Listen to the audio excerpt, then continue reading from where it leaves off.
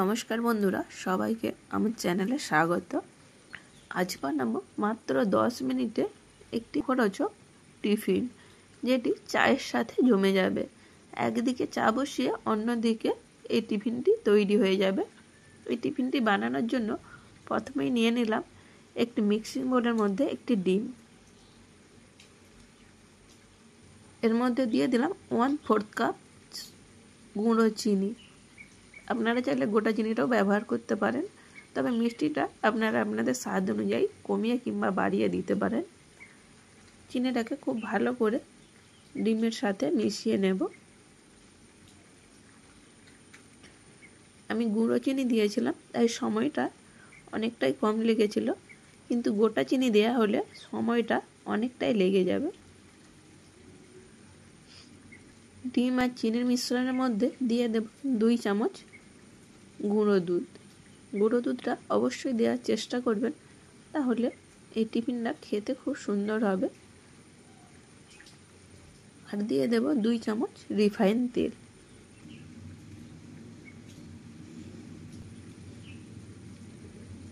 আর দিয়ে দেব 1/4 চামচ baking soda. এইবারে সব কিছু একসাথে খুব ভালো করে মিশিয়ে নেব। সব কিছু একসাথে খুব ভালোভাবে মিশিয়ে নিতে হবে। নিয়েছি 1 কাপ ময়দা। আপনারা চাইলে ময়দার পরিবর্তে আটাও ব্যবহার করতে পারেন। এই পরিমাণ প্রথমে আমি 1 কাপ নিয়েছি ময়দা, যদি প্রয়োজন হয় পরে আরও কিছুটা ময়দা দেব। অল্প অল্প করে দিয়ে আমি এইভাবে মিশিয়ে নিচ্ছি। ময়দাটা প্রথমেই একবারে দেওয়া যাবে না, এইভাবে অল্প অল্প করে দিয়েই মিশিয়ে নিতে হবে। 1 কাপ আমি সম্পূর্ণটাই দিয়ে দিলাম। দেখে নেব, আর যদি নরম থাকে তবে একটু দেব, তা না হলে দেওয়ার প্রয়োজন হবে না। এখনও যথেষ্টই নরম আছে, তাই আরও হাফ কাপের মতো নিয়ে নিয়েছি। এর থেকে অল্প অল্প করে দিয়ে একটি শক্ত ডো তৈরি করে নেব। ওটা এইরকম সফট হবে, খুব শক্তও নয় আবার খুব নরমও নয়। এখানে আমি 2টি প্লেট নিয়ে নিয়েছি, কিছুক্ষণ রেস্টে রেখে দিয়েছিলাম।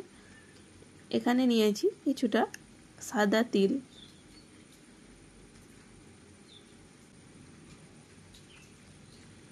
এইভাবে অল্প অল্প কেটে এরকম লম্বা করে শেপ দিয়ে দেব, তবে আপনারা চাইলে গোল করেও তৈরি করে নিতে পারেন।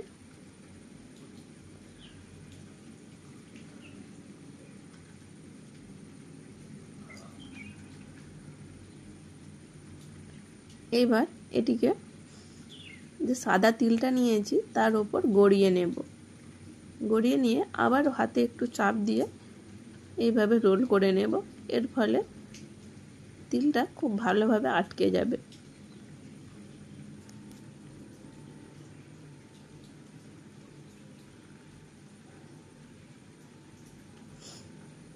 হাতে করে নিতে গেলে কম বেশি হয়ে যাচ্ছে, তাই আমি এইরকম একটি চামচের সাহায্যে সবগুলি সমান মাপের করে তৈরি করে নেব।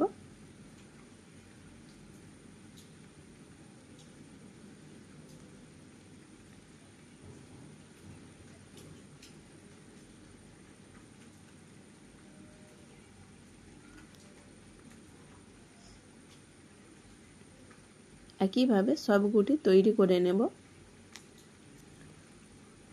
এটা বানাতেই একটু সময় লাগবে, তা না হলে ভাজার সময় খুব কম সময়ে এটি ভাজা হয়ে যায়।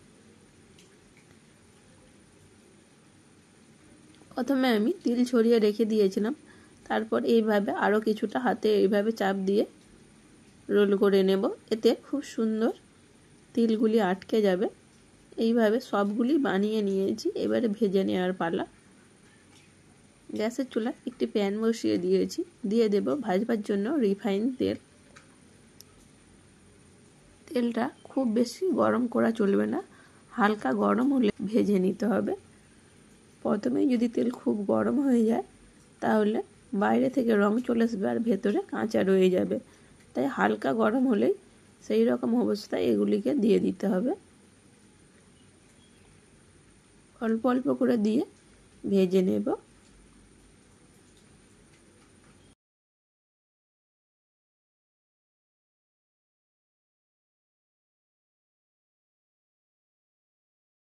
কিছুটা জায়গা ফাঁকা রাখতে হবে, এগুলি ফুলে প্রায় ডবল হয়ে যাবে, তাই এই রকম অল্প করে করে দিয়ে ভাজতে হবে।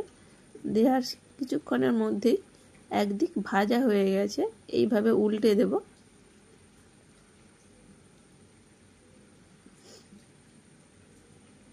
লো টু মিডিয়াম আঁচে এগুলিকে ভাজতে হবে, কখনোই হাই আঁচে ভাজা যাবে না। দেখেছেন বন্ধুরা কত সুন্দর ফুলে প্রায় দ্বিগুণ হয়ে গিয়েছে।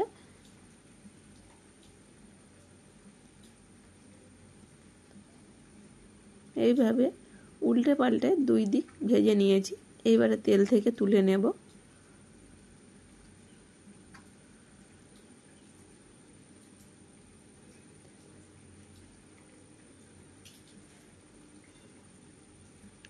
আমার বাড়িতে যত পরিমাণেই বানানো হোক না কেন শেষ হয়ে যায় খুবই তাড়াতাড়ি। এইগুলি টিফিনগুলিকে ভালো করে কৌটোর মধ্যে ভরে 15 দিন পর্যন্ত রেখে খাওয়া যাবে।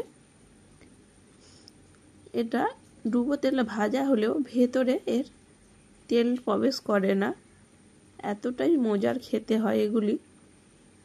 এইভাবে সব ব্যাচগুলি এইভাবে ভেজে নিয়েছি।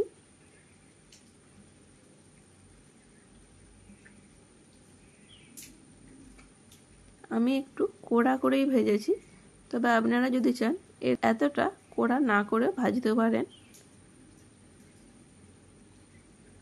ভেতরটা দেখুন বন্ধুরা কত সুন্দর ভাজা হয়েছে, একটুও ভেতরে তেল প্রবেশ করেনি।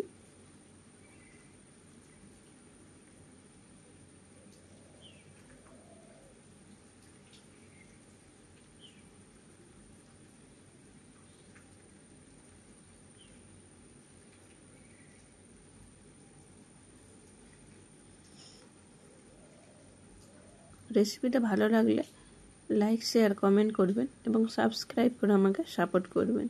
এতক্ষণ আপনাদের মূল্যবান সময় নিয়ে ভিডিওটা দেখার জন্য অনেক ধন্যবাদ।